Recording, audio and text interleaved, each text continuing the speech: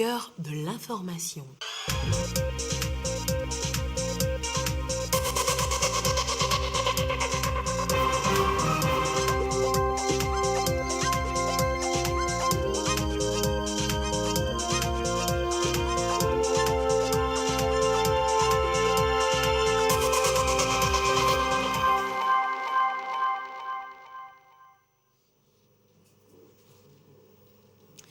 Heureuse de vous savoir au rendez-vous du journal sur la télévision togolaise. Madame, Monsieur, bonsoir et voici les titres de cette édition. Après 3 jours d'échanges sur le climat et les moyens pour réduire de façon drastique la pollution dans le monde, les chefs d'État de la planète se sont séparés à Glasgow. Faure Sozimna Nyazingbe, qui participait également à la 26e conférence des partis sur le climat, a réaffirmé l'engagement du Togo à participer à cet effort mondial. Le Togo veut booster sa production avicole et halieutique et pour cela, ces filières doivent être renforcées et soutenues pour répondre aux attentes des consommateurs nationaux. Vous découvrirez le point donc de ces initiatives avec la rencontre entre le ministre en charge de la consommation locale et les acteurs des filières avicoles et halieutiques. Et puis, que retenir de l'élimination des discriminations contre les femmes au Togo? Des rapports périodiques ont été produits à cet effet et seront bientôt rendus publics. Voilà donc pour les titres. Fin du séjour du chef de l'État, Faure Sozimna Nyazingbe, à Glasgow, en Écosse. Durant 3 jours, il a participé aux travaux de la COP26 aux côtés de plusieurs de ses pairs du monde pour voler au secours du climat en grand péril. Le résumé du séjour du chef de l'État en terre écossaise, c'est avec Isidore Koubati. Au sommet des dirigeants mondiaux de la 26e conférence des partis sur le climat COP26, le président de la République, Faure Sozimna Nyazingbe et ses pairs ont étudié plusieurs thématiques liées au changement climatique. Signature de l'accord de Paris sur le climat, le Togo a rehaussé ses ambitions en portant ses contributions déterminées au niveau national de 11,14% à 20,51%. Le pays met en œuvre des plans d'action climat couvrant des secteurs prioritaires tels que l'agriculture, l'eau, l'industrie, les ressources forestières, l'énergie et les mécanismes d'inclusion financière et de couverture des risques climatiques. À Glasgow, le chef de l'État a participé à plusieurs activités, notamment l'événement de haut niveau, Action pour les forêts et l'utilisation des terres, le pansement de Global Methane Pledge, engagement mondial sur le méthane, initié par le président américain en collaboration avec l'Union européenne. De même que la conférence inaugurale du mécanisme de financement de l'Agence internationale de l'énergie renouvelable pour l'accélération de la transition énergétique et le sommet de la Banque africaine de développement pour l'accélération de l'adaptation en Afrique. Toujours dans le contexte des travaux de ce sommet, le chef de l'État, Faure Sozimna Nyazingbe, a accordé des audiences à plusieurs personnalités, notamment la secrétaire exécutive de la Convention cadre des Nations Unies sur les changements climatiques, Patricia Espinosa, l'ambassadrice régionale de la COP26 pour l'Afrique, Janet Rogan, et le directeur exécutif du Fonds vert pour le climat, Yannick Glimark. Au centre de conférence de Glasgow, le président de la République a été accueilli le 1er novembre par le Premier ministre britannique Boris Johnson et le secrétaire général des Nations Unies Antonio Guterres. Et dans la capitale écossaise, les jeunes militants ont fait entendre leur voix. Ils ont demandé plus d'action pour l'atténuation des effets du changement climatique. Moins d'action, moins d'annonces et plus d'action. Regardez. De jeunes militants pour le climat se sont entretenus avec le secrétaire général des Nations Unies pendant la 3e journée de la COP26. Mardi à Glasgow, l'activiste kényan Eric Nuguna, âgé de 19 ans, a réaffirmé la contribution significative des jeunes militants aux efforts de lutte contre le changement climatique. Nous avons parlé du financement du climat et il a exprimé sa déception quant à la situation actuelle, aux promesses qui ont été faites par rapport à ce que nous devons faire. Il a également parlé de l'atténuation des effets du changement climatique et a de nouveau exprimé sa déception quant aux engagements pris par les pays et à ce que nous devons faire. Âgée de 26 ans, Elisabeth Watouti a exhorté les leaders à reconnaître les injustices de l'urgence climatique. Pour elle, les jeunes s'engagent face à l'urgence de la crise pendant que les dirigeants multiplient les annonces sans agir sur le court terme. Il ne s'agit pas seulement d'aller là-bas et de nous dire que la crise climatique se produit, qu'elle a un impact sur les gens. Oui, merci de reconnaître qu'elle affecte les gens, mais avez-vous fait en sorte de vous assurer que les personnes les plus touchées ont une plus grande part, qu'elles ont une capacité d'adaptation, qu'elles ont une sorte de part de même niveau que tout le monde pour être en mesure de faire face à la crise? Ce n'est pas le cas et ce n'est toujours pas reconnu. Antonio Guterres, secrétaire général des Nations Unies, a assuré aux jeunes militants qu'il continuerait à faire pression pour que les dirigeants mondiaux respectent leurs engagements en matière de financement du climat et d'émissions de carbone. Sur le plan national, la jeunesse fait également entendre sa voix et ses préoccupations sont prises en compte. Le gouvernement a mis en place le projet d'opportunité d'emploi pour les jeunes vulnérables basé sur l'approche dénommée FODA, entendez formation en développement d'affaires. Où en sont les bénéficiaires du projet? Une de nos équipes a rencontré certains. Leur portrait dans ce reportage signé Antoinette Omao. Etia vit dans le canton de Zafi, préfecture de Yoto. Dans ce village d'environ 10 000 âmes, Yawa est bien comptée parmi les siens. 27 ans et couturière, elle a développé son atelier grâce au projet d'opportunité d'emploi pour les jeunes vulnérables EJV.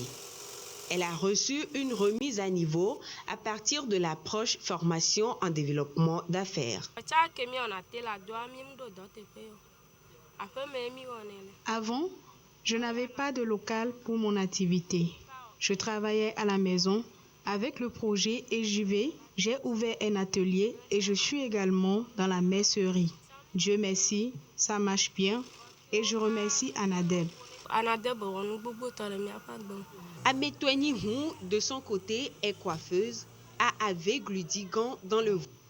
Mère de 2 enfants, elle a vu ses conditions s'améliorer grâce au projet EJV. Elle peut aujourd'hui subvenir aux besoins de sa famille. Après mon apprentissage, je suis à la maison. Anadeb m'a permis aujourd'hui d'avoir mon local. Nous avons été formés, j'ai eu à épargner grâce au volontariat communautaire. Aujourd'hui, je suis épanouie.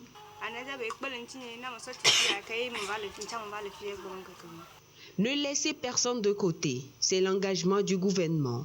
Suivre ces jeunes vulnérables et les sortir de la précarité. Cela part de l'idée de projet jusqu'à la mise en place d'une structure. De quoi les stimuler à l'entrepreneuriat. Les jeunes sont formés en développement d'affaires à travers l'outil FODA et ils sont initiés à avoir des idées d'entreprise et initiés à chercher le marché avec les rémunérations que nous faisons à ces jeunes. 1500 par jour, ces jeunes économisent de l'argent pour financer le plan d'affaires. Ceux qui ont fait les plans d'affaires, qui ont réussi à épargner, le projet les accompagne avec 60 000. La formation en développement d'affaires FODA relève du volontariat communautaire. Elle est financée par la Banque mondiale. Elle cible 14 000 jeunes dans 200 cantons du Togo. Et dans la région maritime, ils sont plus de 1300 jeunes de 24 villages à en profiter. Au Togo comme à l'étranger, les entreprises n'ont pas échappé à la pandémie de la Covid. Les répercussions sur leur fonctionnement et rendement sont énormes au point que certaines d'entre elles sont actuellement au bord du gouffre. Et face à cette situation, le droit OHADA a prévu des procédures pour accompagner ces entreprises en difficulté. Voyons cela avec Ekwe Sala. Grandes de taille, petites ou moyennes, elles sont des milliers en difficulté depuis l'avènement de la pandémie du Covid-19. Au Togo, la crise sanitaire aura fait disparaître certaines entreprises, même si d'autres ont survécu. Dans tous les cas, les pertes sont énormes. Dans ce genre de situation, le droit OHADA a défini des procédures pour assister les entreprises en difficulté. Le fait de ne pas recourir à ces procédures-là présente un danger pour l'entrepreneur et pour l'économie nationale. Il faut que les entreprises se placent sur ces statuts-là, sur ces différents statuts, statut de la conciliation, pour redresser ce qui peut être encore redressé, pour sauver ce qui peut être encore sauvé, ou règlement préventif pour sauver, et puis cessation des paiements ou liquidation. C'est à juste titre que la Commission nationale OHADA Togo a jugé important de former sur le sujet. La formation cible les acteurs judiciaires, responsables d'entreprises, mais aussi des professionnels des institutions financières. On sait que beaucoup d'entreprises vont rencontrer des difficultés. Cet atelier est venu pour au moins donner à tous les acteurs un outil pour savoir comment sauver une entreprise, comment gérer une entreprise à déconfiture, une entreprise qui ne peut plus être sauvée, et comment s'y prendre. Parce qu'il y a d'autres, vous savez, on peut même les poursuivre jusque dans leurs biens personnels. Bon, il faut qu'ils soient préparés. 6 ans déjà que l'acte uniforme portant organisation des procédures collectives d'appurement du passif est en vigueur dans l'espace OHADA. La présente formation entend préparer les entreprises à d'éventuelles crises, à l'instar de la crise sanitaire du Covid-19 qui dure déjà plus de 2 ans. Les acteurs des filières avicoles et halieutiques sont eux aussi confrontés à la crise sanitaire, mais également à d'autres difficultés qui freinent une production nationale efficiente. Pour les écouter justement et trouver de meilleures solutions, ils ont rencontré hier le ministre en charge de la consommation locale. Le compte rendu avec Marie-Reine Abita avec la voix de Ulrich Amega. La cherté des produits locaux face aux produits importés. La problématique est au centre de ces échanges entre le ministre du Commerce Kodjo Adedje et les acteurs des filières avicoles et halieutiques. À l'heure où le gouvernement prône le consommer local, le ministre voudrait identifier les facteurs qui tirent les prix vers le haut. Nous avons plus de 300 tonnes de tilapia dans nos chambres froides que nous n'arrivons pas à écouler parce qu'il y a de ces collaborateurs qui devaient être des collaborateurs qui ne respectent pas forcément les règles du jeu, qui trouvent des moyens plutôt peu recommandables pour faire entrer de ces genres de produits-là dans le pays. L'idée est de trouver des approches de solutions afin que les produits locaux affichent des prix compétitifs sur le marché. Nous sommes très contents de cette discussion. Nous avons constaté que le ministre connaît déjà nos problèmes et déjà des approches de solutions sont déjà esquissées et relancer la filière avicole.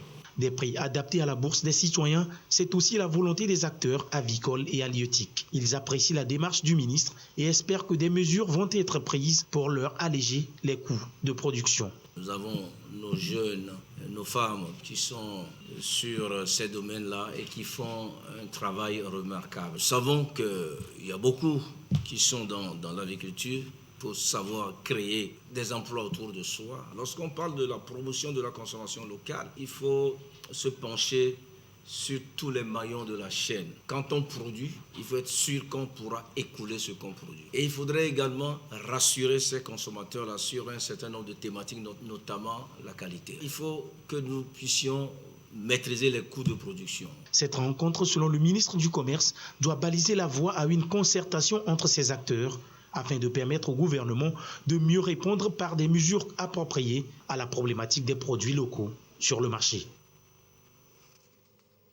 Et une équipe de la Commission de l'Union économique et monétaire ouest-africaine UEMOA était à Lomé ce matin pour évaluer pour la 7e fois consécutive les performances du Togo en matière de réforme des politiques, programmes et projets communautaires. L'idée est de noter les avancées réalisées par le Togo sur la période de 2020 à 2021.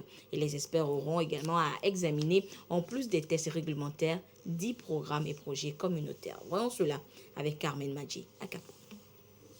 Le Togo a fait un grand pas en avant ces 3 dernières années dans les réformes politiques et programmes communautaires de l'UEMOA. L'exécution du budget de l'État en mode programme, l'adoption des projets de tests relatifs au partenariat public-privé, PPP, et l'adoption des lois portant assurance maladie universelle sont des exemples bien précis. De 64% en 2018, le pays est passé à 78% en 2020. C'est une progression moyenne annuelle de 7%, des performances vivement appréciées par la commission de l'UEMOA. C'est un exercice utile qui permet d'impulser et de suivre de près l'harmonisation des réformes au niveau des États. Et le Togo se situe en très bonne place. Enregistrer 14 points en si peu de temps, c'est que les réformes sont vraiment suivies et mises en œuvre au niveau du Togo. C'est la 7e fois que l'UEMOA vient au Togo pour la revue annuelle des réformes politiques, programmes et projets. Pour cette fois, les experts vont évaluer l'application concrète de 116 tests réglementaires. 10 projets communautaires vont également faire objet d'études. Coût total de ces programmes et projets, 23 milliards 115 millions 539 000 francs CFA. La revue technique vient un peu mesurer le niveau d'harmonisation des textes au niveau et de mise en œuvre des politiques, projets et programmes au niveau du Togo. La revue des réformes politiques, programmes et projets communautaires est un exercice annuel. Tous les pays membres de l'UEMOA y sont soumis. But, accélérer l'intégration dans un espace régional économiquement harmonisé. Un mot de l'actualité éducative à présent avec ce communiqué. Un communiqué dans lequel l'Union des syndicats de l'éducation du Togo U7 fait remarquer que le cadre permanent de concertation CPC initié par le gouvernement et dont toutes les fédérations des syndicats d'enseignants sont membres, cadre renforcé par le groupe de travail et le Conseil national du dialogue social, reste le lieu privilégié devant permettre de surmonter les éventuels conflits. La discussion antérieure au sein de ce cadre et des groupes de travail ont abouti à des résultats satisfaisants. Et vu les efforts consentis et ceux en cours par le gouvernement en dépit de la crise financière engendrée par la pandémie liée à la Covid-19, l'U7 recommande à ses membres et sympathisants de ne pas se laisser emporter par quelque saut d'humeur que ce soit. En conséquence, l'U7 leur demande de vaquer librement à leurs occupations habituelles. Le Togo a produit les 8e et 9e projets de rapport périodique sur l'élimination de toutes les formes de discrimination contre les femmes. Un exercice qui permet au pays de faire le point sur la promotion et la protection des droits des femmes. Les documents sont en relecture depuis ce matin à Lomé. Le compte rendu avec Christine Pétchekialoudé. La discrimination faite aux femmes, un frein au principe de l'égalité des droits et du respect de la dignité. Pour donner effet aux recommandations depuis son dernier rapport périodique en 2012, le Togo a pris plusieurs initiatives en faveur de la femme. Les 8e et 9e rapports périodiques en cours d'élaboration rendent compte des avancées réalisées. L'adoption du code pénal aujourd'hui qui incrimine la discrimination et les autres violences. Quand vous prenez l'article 311 à 316, il s'agit de cette question, c'est une évolution majeure. Le Code des personnes de la famille qui a été révisé en 2014, il y a la suppression des dispositions qui sont discriminatoires à l'égard de la femme.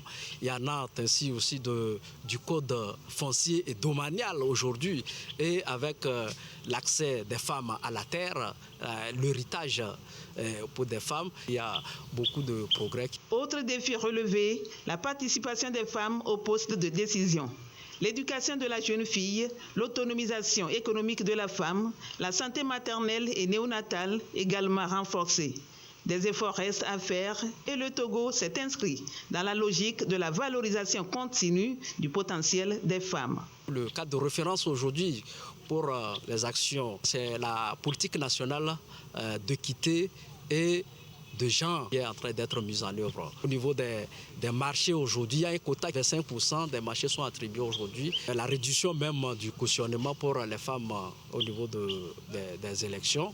Et même sur la liste électorale, vous allez voir, il y a le quota pour les femmes et les hommes. Donc, au niveau de la participation des femmes à des postes politiques, le Togo fait des efforts dans ce sens. L'élaboration du présent rapport a reçu le soutien technique et financier du Programme des Nations Unies pour le développement, PNUD. Je vous donne à présent lecture de cette décision portant suspension du bimensuel La Symphonie. La Haute Autorité de l'Audiovisuel et de la Communication, RAC, vu la Constitution du 14 octobre 1992, Vu le rapport du service de monitoring de la HAC en date du 28 octobre 2021 relatif à la une du bimensuel La Symphonie paru sous le numéro 194 du 28 octobre 2021 et titré « Suspension de des Guardians, incompétence, vice de forme, abus de pouvoir, violation des droits fondamentaux du mis en cause, la HAC, la force et le zèle érigés en droit », dont l'article a été développé aux pages 3, 5 et 7. Considérant que le dit rapport relève des critiques véhémentes du directeur de la publication La Symphonie, M. Yves Gallet, contre la décision de suspension de l'hebdomadaire des Guardians. Considérant que dans son article, le directeur de la publication du périodique La Symphonie a proféré des injures gratuites contre la personne du président et les membres de la HAC, ce qui constitue une faute professionnelle grave, sanctionnée par l'article 159 du Code de la presse et de la communication. Considérant que le directeur de la publication du bimensuel La Symphonie dénie à la HAC et à ses services techniques toute compétence pour procéder à la vérification des faits, prérogatives pour lesquelles l'institution est dotée d'équipements ad hoc, ce qui dénote d'une méconnaissance des procédures d'instruction des cas de violation des règles déontologiques et éthiques. Considérant que dans son article, le directeur de la publication du bimensuel La Symphonie a fait un amalgame sur les missions de la HAC, qui est une institution administrative indépendante, dotée de compétences disciplinaires et administratives et non une juridiction. Considérant que la HAC a, le 29 octobre 2021, invité le directeur de la publication du bimensuel La Symphonie, M. Yves Gallet, à une séance d'audition le mercredi 3 novembre 2021 pour échanger sur le contenu de l'article publié dans le numéro 194. Considérant qu'au cours de l'audition, M. Gallet, qui était accompagné des présidents de deux organisations patronales de la presse, notamment le Conseil national du patronat de la presse CONAP et le patronat de la presse privée du Togo PPT, a reconnu les manquements professionnels graves qui lui sont reprochés et présenté ses excuses à la HAC. Considérant que ce comportement du directeur de la publication de La Symphonie constitue une circonstance atténuante de la gravité des manquements professionnels relevés dans l'article, considérant qu'en publiant cet article, le bimensuel La Symphonie n'a pas respecté les règles professionnelles en violation des dispositions du Code de déontologie des journalistes du Togo, du Code de la presse et de la communication et de la loi organique relative à la HAC, considérant que par décision numéro 12/HAC du 21 octobre 2019, le bimensuel La Symphonie avait écopé d'une mise en garde pour manquement professionnel aux règles de déontologie et d'éthique de la profession de journaliste, considérant que les graves violations et manquements professionnels relevés dans la publication du 28 octobre 2021 du bimensuel La Symphonie constituent un cas de récidive, considérant les missions constitutionnelles de la HAC qui sont de garantir et d'assurer la liberté et la protection de la presse, mais aussi de veiller au respect de la déontologie en matière d'information et de communication. En conséquence, et en application de l'alinéa 3 de l'article 65 de la loi organique numéro 2018-029 portant modification de la loi organique numéro 2014-021 du 15 décembre 2004 relative à la haute autorité de l'audiovisuel et de la communication, la HAC, après en avoir délibéré en sa séance plénière de ce 3 novembre 2021, décide. Article 1er. Une suspension de 2 mois du bimensuel La Symphonie à compter du 4 novembre 2021. Article 2. La présente décision est notifiée au directeur de la publication du bimensuel La Symphonie. Article 3. La présente décision qui prend effet à compter du 3 novembre 2021 est rendue publique et publiée au journal officiel de la République togolaise. Fait à Lomé ce 3 novembre 2021 le président de la HAC, Petalunani Telu. L'actualité hors de nos frontières est marquée par l'avancée des rebelles du Front populaire de libération du Tigré vers la capitale éthiopienne. Face à la menace, le gouvernement d'Addis Abeba a décrété depuis hier l'état d'urgence. À Addis Abeba, c'est la ruée vers les journaux. Les habitants de la capitale éthiopienne veulent être informés de l'évolution de la situation sécuritaire dans leur pays. Face à l'avancée des rebelles du Front populaire de libération du Tigré, le gouvernement éthiopien a décrété mardi l'état d'urgence tout en appelant les populations à se préparer à la bataille. Une année après le début des hostilités au Tigré, le conflit semble prendre une nouvelle tournure. L'idée d'une entrée des rebelles dans la capitale inquiète. Nous ne voulons pas que le sort de Dessi se répète à Addis Abeba. Certains insurgés sont entrés dans la capitale. Nous devons les identifier, sinon je ne doute pas que ce qui s'est produit à Dessi puisse se reproduire à Debre Beran et à Addis Abeba. Ces gens mangent et boivent avec nous. Ce sont des ennemis de l'Éthiopie et ils doivent être renvoyés et pour cela, nous devons tous coopérer avec l'état d'urgence en conséquence. Je suis très inquiète. Car Dessi et Kombolcha sont proches d'Addis Abeba. Ils ont parcouru de nombreux kilomètres pour y arriver. Je pense qu'ils vont contrôler Addis Abeba. Les habitants de la capitale éthiopienne semblent donc vivre en sursis. Les autorités ont annoncé mardi le recrutement des jeunes afin de donner un coup de main aux forces de l'ordre. La communauté internationale appelle à une cessation immédiate des hostilités.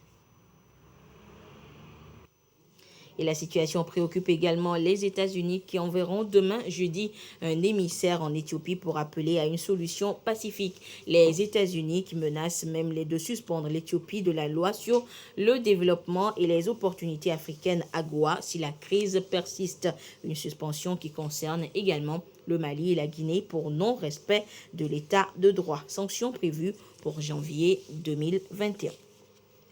10 ans après leur création, que sont devenus les centres de développement des sports de Kalimé et de Bassar? Nous sommes en page nationale. Les acteurs du système sportif planchent sur la question. Ceci permettra de réfléchir sur les nouvelles orientations à donner à ces centres. Sergine Raimondo pour des précisions. Faire du sport scolaire et universitaire un vivier du sport national, c'est le leitmotiv des premiers responsables sportifs. Pour ce faire, la prolifération des centres de développement des sports s'avère capitale. 10 ans après la mise sur pied des centres pilotes de Kalimé et de Bassar, les acteurs se sont retrouvés autour du ministre des Sports pour une rétrospection. Nous allons passer en peigne fin ce qui a été fait par le passé pour pouvoir améliorer le présent. Nous voulons relancer toute cette machine pour faire de notre sport une économie forte pour soutenir notre PIB, participer efficacement au développement de notre cher pays, le Togo. Cet événement se veut un cadre de réflexion et d'échange entre les différents acteurs impliqués. Les travaux devront déboucher sur des approches de solutions en vue de la relance de ces centres pilotes de Kalimé et de Bassar, sans oublier la reprise des activités sportives. Dans les jours à venir, nous allons permettre la reprise des activités physiques et sportives, mais dans les fédérations, en attendant de voir quel sera le comportement des citoyens que nous sommes responsables pour qu'après un certain temps, nous puissions maintenant libéraliser tout cela de concert avec la coordination nationale de la gestion de la riposte contre la Covid-19.